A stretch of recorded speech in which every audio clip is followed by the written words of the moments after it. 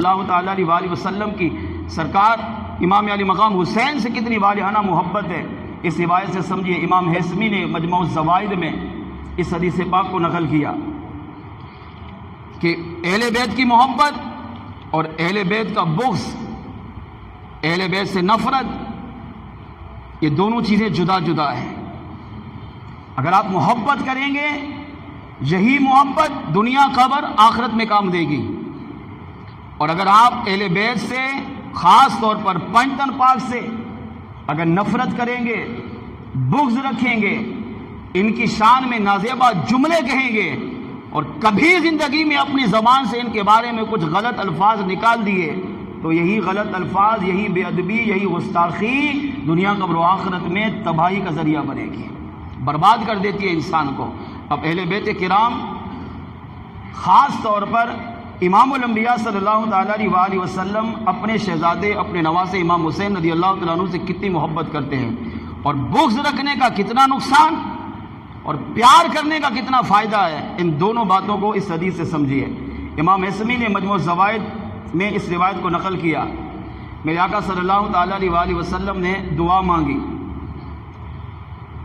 اللہم انی احبہما، اے اللہ میں اپنے ان دونوں شہزادوں سے محبت کرتا ہوں۔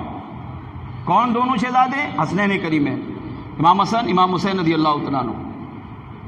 وَأَحِبَّ مَن يُحِبُّهُمَا، اور اے اللہ تو بھی اس سے محبت کر جو ان دونوں سے محبت کرے۔ کیا مطلب؟ اے اللہ میں ان دونوں شہزادوں سے پیار کرتا ہوں، یہ میرے محبوب ہیں، میں ان دونوں سے محبت کرتا ہوں۔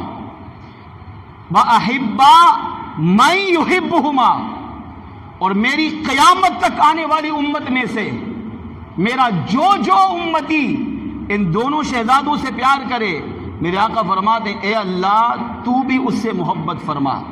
اور قیامت تک آنے والی امت کو حضور نے کیا پیغام دیا؟ میرے آقا علیہ الصلوۃ والسلام نے ارشاد فرمایا، من احبہما،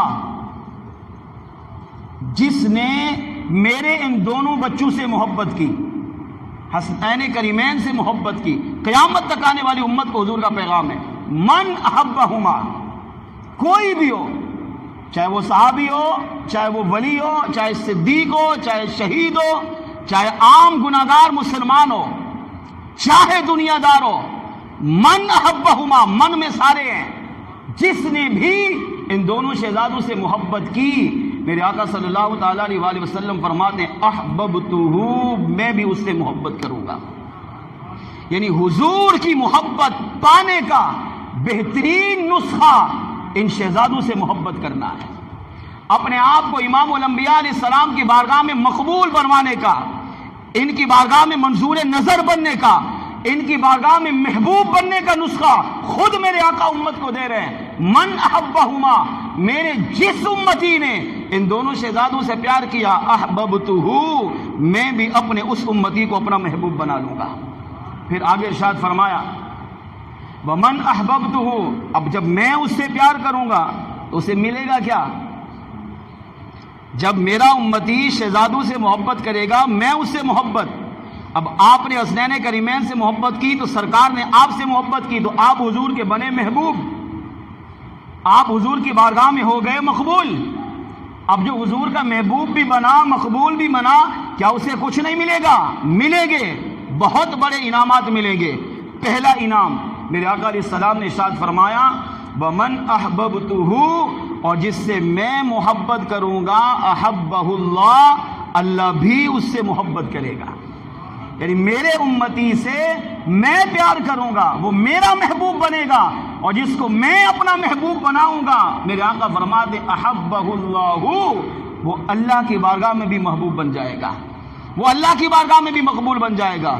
اب اس کے الٹ آئیے، اس سے ثابت کیا ہوا کہ جس نے حسنین کریمین سے محبت کی وہ سرکار کی بارگاہ میں مقبول، اور جو سرکار کی بارگاہ میں مقبول ہوگا وہ اللہ کی بارگاہ میں مقبول، اور جو اللہ کی بارگاہ میں مقبول ہوگا اسے دوسرا انعام کیا ملے گا؟ میرے آقا علیہ السلام نے ارشاد فرمایا، ومن احبہ اللہ، اور جس سے اللہ نے محبت کی، اور جو اللہ کی بارگاہ میں مقبول بن گیا، اللہ نے جسے اپنا محبوب بنا لیا، دوسرا انعام یہ ملے گا، ادخلہ اللہ جنات النعیم، فرمایا قیامت کے دن میرا رب کریم اس اپنے محبوب بندے کو میرے نواسوں کی محبت کی وجہ سے ہمیشہ رہنے والے جنت کے باغات میں داخل فرمائے گا۔ اس سے پتہ چلا جنت میں جانے کا بہترین ذریعہ، بہترین وسیلہ حسنین کریمین سے سچی محبت کرنا ہے۔ حسنین کریمین سے محبت، حضور کی محبت، سرکار کی محبت، اللہ کی محبت، اللہ کی محبت جنت میں داخلے کا ذریعہ۔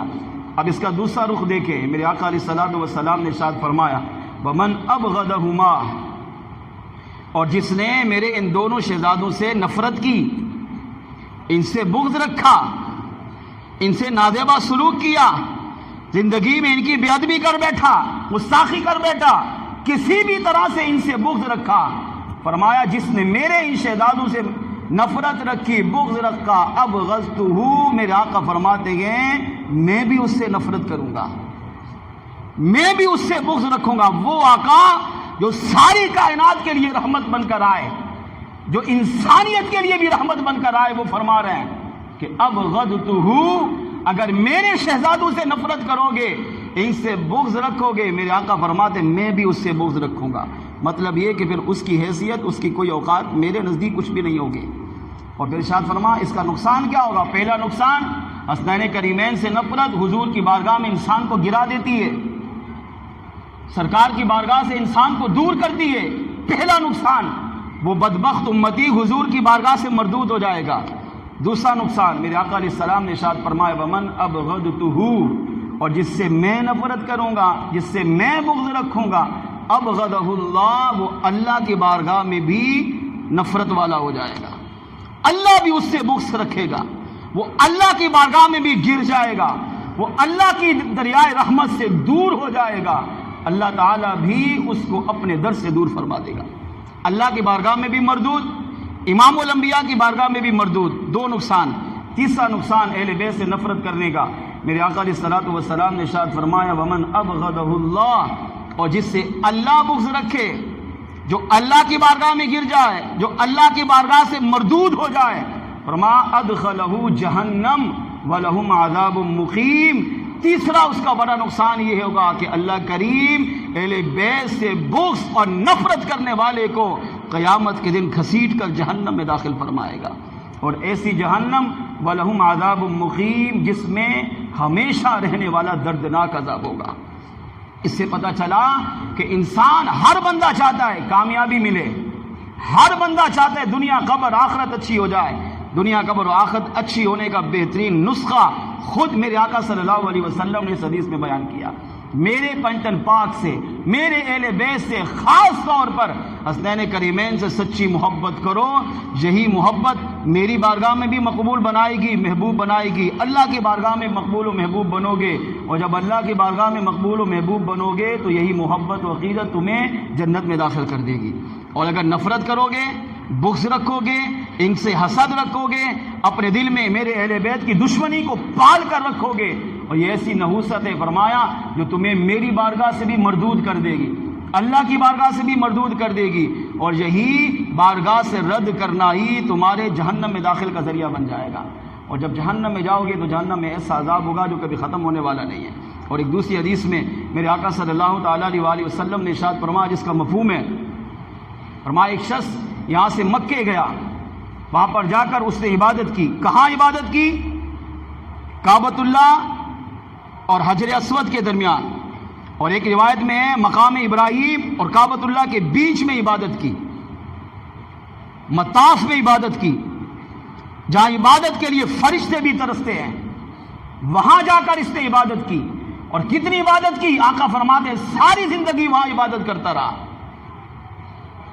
اور عبادت بھی کیسی کی؟ ہماری طرح والی عبادت نہیں، فرمایا دن میں روزے رکھے، پوری رات قیام کیا، صرف رمضان کے روزے نہیں، ساری زندگی روزے رکھے، ساری زندگی دن میں روزے رکھتا رہا، اگرچہ 100 سال کی عمر ہی کیوں نہ پائی ہو، اور ساری رات نوافل پڑھتا رہا، نوافل میں قرآن کی تلاوت کرتا رہا، اور کتنی اعلیٰ جگہ پر، دنیا کی سب سے اعلیٰ جگہ مطاف کے اندر اور کعبۃ اللہ اور مقام ابراہیم کے بیچ میں کتنی اعلیٰ عبادت ہوگی. لوگ تو اس کو ولی قطب غوث ابدال پتہ نہیں کیا کچھ سمجھیں گے. پھر وہی عبادت کرتے کرتے انتقال ہو گیا. اب کتنا اعلیٰ بندہ ہوگا کہ ساری زندگی روزے رکھے, ساری زندگی نمازیں پڑھی, ساری زندگی قرآن کی تلاوت کی, ساری زندگی راتوں کو جاگ کر اللہ کی عبادت کرتا رہا, وہ بھی مقام ابراہیم اور کعبۃ اللہ کے بیچ میں. جگہ بھی اعلیٰ, عبادت بھی اعلیٰ, اور کمال کی زندگی گزار کر گیا, گناہ ہے ہی نہیں یہاں پر. اور پھر اس سے بھی بڑی سعادت کیا, فرمایا انتقال بھی وہیں پر ہوا. لیکن اگر اس کے دل میں میرے اہل بیت کی نفرت ہوئی تو اللہ میرے اہل بیت کی نفرت کی وجہ سے اس عبادت گزار کو بھی جہنم میں داخل کرے گا. میرے آقا فرما رہے ہیں. اس سے بڑا جملہ کیا ہوگا؟ ہمارے پاس تو عبادتیں پہلے سے نہیں ہیں, نمازیں, روزہ, حج, زکوٰۃ, صدقہ, خیرات ہمارے پاس تو ہے ہی نہیں. کرتے ہیں وہ بھی بڑی مشکل سے. مگر اس بندے کو دیکھیں اللہ نے کتنا بڑا مقام دیا, وہاں جا کر عبادت کی جہاں ہر ایک نہیں کر سکتا, اور وہ بھی چند لمحے کے لیے نہیں, 20 دن 40 دن کے لیے نہیں, ساری زندگی. مگر عبادت تو کرتا رہا, نمازیں بھی پڑھتا رہا, روزے بھی رکھتا رہا, تلاوت بھی کرتا رہا, راتوں کو جاگتا بھی رہا, مگر دل میں میرے اہل بیت کی نفرت تھی, بغض تھا, حسد تھا, دشمنی تھی. اور اسی بغض, حسد اور نفرت میں اگرچہ مقام ابراہیم کے پاس بھی مرا, آقا فرماتے پھر بھی یہ جہنم میں داخل ہوگا. اس کا مطلب یہ نکلا کہ انسان کو اس کے اعمال نہیں بچائیں گے. انسان کو اگر کوئی چیز بچا سکتی ہے وہ انسان کا عقیدہ ہے.